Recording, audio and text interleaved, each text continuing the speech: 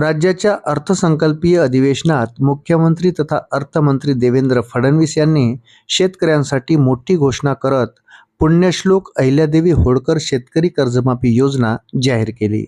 या योजनेअंतर्गत राज्यातील पात्र शेतकऱ्यांना 2 लाख रुपयापर्यंतचे पीक कर्ज माफ करण्यात येणार आहे।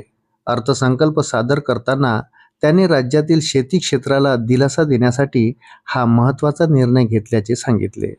मुख्यमंत्री फडणवीस यांनी सांगितले की राज्यातील ज्या शेतकऱ्यांचे पीक कर्ज 30 सप्टेंबर 2025 पर्यंत थकीत आहे, अशा पात्र शेतकऱ्यांना या योजनेचा लाभ दिला जाईल। या योजनेअंतर्गत प्रत्येक शेतकऱ्याचे जास्तीत जास्त 2 लाख रुपयापर्यंतचे कर्ज माफ केले जाईल।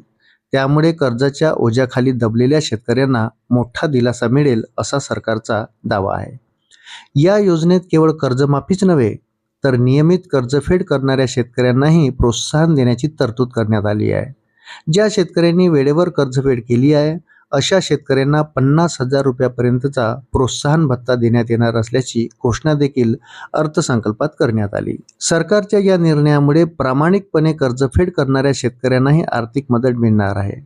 राज्यातील शेती क्षेत्र सध्या विविध अडचणींचा सामना करत आहे।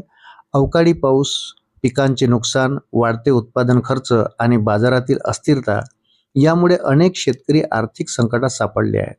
अशा परिस्थितीत शेतकऱ्यांना दिलासा देण्यासाठी ही कर्जमाफी योजना महत्त्वाची ठरणार असल्याचे सांगितले जात आहे।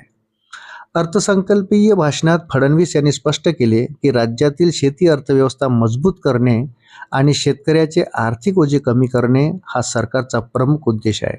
त्यामुळे शेतकऱ्यांना थेट फायदा होईल अशा विविध योजना सरकार राबवत आहे। यंदाचा राज्याचा अर्थसंकल्प सादर करताना फडणवीस यांनी अनेक महत्त्वाच्या योजनांची घोषणा केली।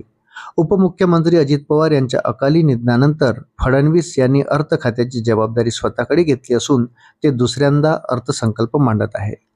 पुण्यश्लोक अहिल्यादेवी होळकर शेतकरी कर्जमाफी योजना ही या अर्थसंकल्पातील सर्वात महत्त्वाच्या घोषणांपैकी एक मानली जाते। या योजनेमुळे राज्यातील लाखो शेतकऱ्यांना आर्थिक दिलासा मिळण्याची अपेक्षा व्यक्त केली जात आहे। अशाच नवनवीन अपडेटसाठी व्हिडिओला लाईक आणि चॅनलला सबस्क्राईब जरूर करा। धन्यवाद।